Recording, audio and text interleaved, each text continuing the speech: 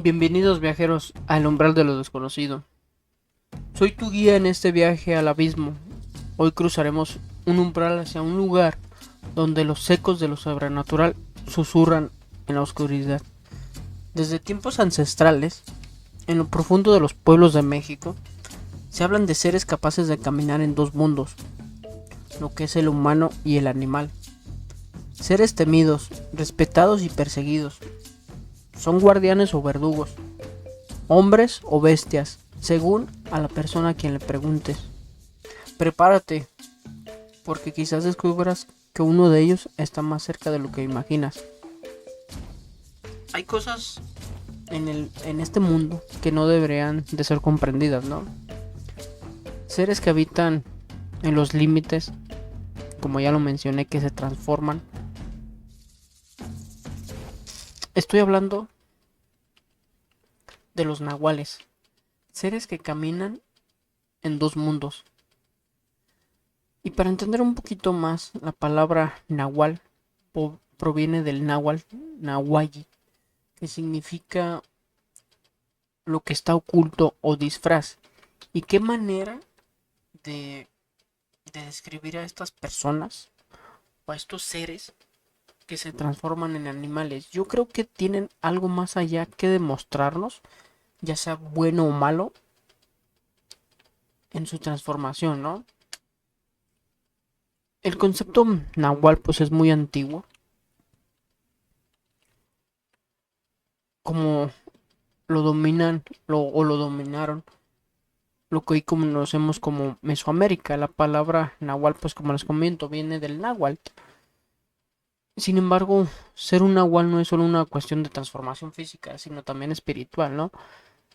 La tradición mexica, o las tradiciones de los mexicas, los nahuales están vinculados a lo que es al tonal y al náhuatl, los dos aspectos del alma humana. El tonal es el aspecto solar, la parte visible y activa de nuestra existencia, mientras que el nahual es la parte nocturna, lo que está invisible, lo oculto, lo que está relacionado con el alma animal, ¿no? Se dice que los brujos que practicaban esta magia eran los más poderosos nahuales. Podían adoptar la forma de un jaguar, de un águila, de un búho. Y estos animales tienen una carga simbólica profunda asociada con lo que es el poder, la sabiduría y hasta la muerte. Imaginen ustedes por un momento un vecino o un amigo muy querido transformándose en un jaguar, acechando desde la oscuridad.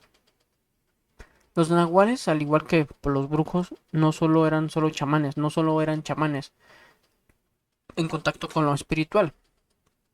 Algunos son cazadores de almas, ¿no? Un jaguar, pues como les digo, no es un solo símbolo de poder, es un predador. Y los nahuales que toman esta forma, pues, en sombras de la oscuridad, son cazadores, los ojos les brillan.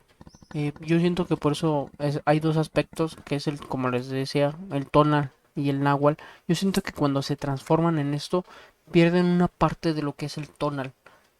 Eh, yo creo que no son solo simples personas, tienen un don, lo que es pues transformarse. Es una herramienta, ¿no? Una herramienta de la oscuridad. Y aquellos que lo desafían, o aquellos que cruzan ese límite o ese camino, eh, ya no sobreviven. O sea, me refiero a que no sobreviven porque pues no mueren, sino que yo siento que pierden lo relacionado con el tonal y se van un poquito más a lo que es al náhuatl, ¿no? También comentan en los pueblos, como lo que es en Guerrero, Oaxaca, Veracruz, Chiapas, que incluso los nahuales podían controlar a otros animales como si tuvieran un dominio sobrenatural sobre ellos. Y la magia de los nahuales no es de luz, ¿no? Yo creo que siento que no es de luz, ya que en algunos lugares mencionan que para poder obtener este poder, ya sea con rituales de iniciación, eh, o hay algunos que comentan que consumen plantas sagradas o pactos con fuerzas oscuras. En otros lugares comentan que esto se hereda de padre a hijo, que la transformación que ellos obtienen o que ellos hacen ocurre durante la noche, generalmente en luna llena. Y que los animales más comunes, pues como les mencionaba, es el búho, el lobo, el jaguar, una lechuza, hasta incluso el guajolote, ¿no? Pero esta magia yo siento que tiene un precio, ¿no? Lo que es el alma. Por eso les digo que siento que pierden una parte racional del tonal. Y una vez que se transforman, pues ya no hay vuelta no atrás, ¿no? Hasta que cazan. Los nahuales no solo manipulan a los elementos o la naturaleza, pueden tomar pues nuestra vida, ¿no? Pueden tomar el alma para así convertirla en más poder, por eso es lo que les decían. Ellos cazan, como sabemos ellos cazan, así como pueden proteger, porque hay algunos que son, en algunos lugares dicen que pueden proteger. Eh, Estas personas suelen destruir ganados, suelen robar a estas personas pequeñitas que son puras de corazón desde que nacen, para así poder obtener más poder, para obtener más sabiduría. También dicen que algunos nahuales pueden lanzar maldiciones, ¿eh? Que son muy fuertes las maldiciones que pueden lanzar. Yo creo que si algún día te encuentras con uno de ellos, eh, debes de huir porque yo siento que si te miran directamente a los ojos, hacen todo lo posible para atraer tu atención. Incluso también comentan que estas personas lloran hasta como niños, pues para atraer tu atención y que vayas hacia el lugar de donde está y puedan hacer una barbaridad, ¿no? Las leyendas de los nahuales, yo creo que son reales en los pueblos pues lejanos, como los mencionaba ya, que es Guerrero, Chiapas, Veracruz, todo el sur de México. Hay mucha gente que cuenta que quien se transforma enfrente de ellos es lo peor, que es algo que desespera, no saben describirlo. Que hay a veces unos que tienen un frío extraño que se apodera de ese lugar, de ellos mismos, y que es un animal que nunca habían visto, ¿no? Que acecha desde las sombras, acecha desde un matorral, acecha desde la noche.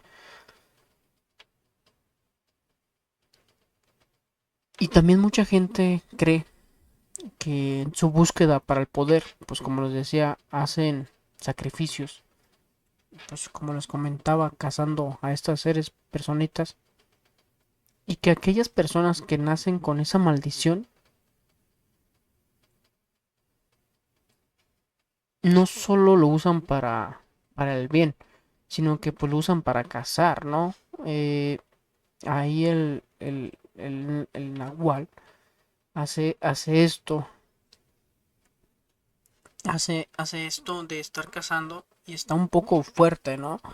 Por eso les digo, imagínense ustedes a un ser ahí, amable, ¿no? Y hablando del jaguar, ya que les comentaba que se imaginaran a uno, vamos a hablar el simbolismo, ¿no? Del simbolismo del jaguar o de ciertos animales. El jaguar, por ejemplo, representa lo que es el poder, la realeza y lo que es la conexión con el espiritual, con lo espiritual. ¿Se acuerdan ustedes en la película, la de Camino hacia el Dorado, donde Tulio, bueno, me acuerdo de Tulio, no me acuerdo del otro nombre de la persona, del personaje, Tulio, pues bueno, descubren que no es que no son dioses, porque los dioses no sangran, comentan, y el hechicero empieza a hacer como que un preparado en su caldero, ¿no? Empieza a hacer magia y se convierte en un jaguar. Bueno, no se convierte, opta la forma del jaguar. Eh, Él desde el caldero empieza... No, él toma la psique del jaguar y saca como su guía yo espiritual, lo saca enorme y empieza a hacer sus destrozos, ¿no? Por eso dicen que en las mexicas los nahuales eran considerados como seres intermediarios entre el mundo de lo terrenal y el inframundo, ¿no? Eh, Aquellos que se convertían pues en nahuales podían cruzar los límites entre la vida y la muerte. El nahual en la cultura popular de hoy vemos películas o hasta mismas series en Netflix como la del Diablero. No la he visto, pero habla un poco sobre las transformaciones, sobre brujos, sobre demonios. E incluso en las literaturas, como lo que es o en películas como La Casa del Nahual, o como la historia de Juan Rulfo, o en esta película infantil llamada La historia de la Nahuala, creo. Dejan un, una huella, están dejando huella en esto, los nahuales, para llamar la atención de las personas, ¿no? Para saber que aún existen, que aún están ahí las historias, que jamás se han ido, solo que yo siento que han